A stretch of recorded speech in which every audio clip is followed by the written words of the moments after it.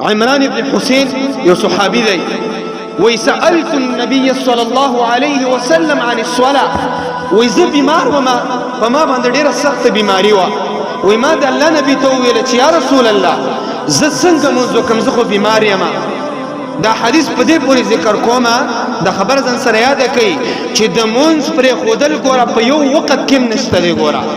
که ته مسافر یې که بیمار یې که صحتمند یې که د دشمن یې روي که په حالت د مرګ کې ګوره مونځ پرېښودل نشته دی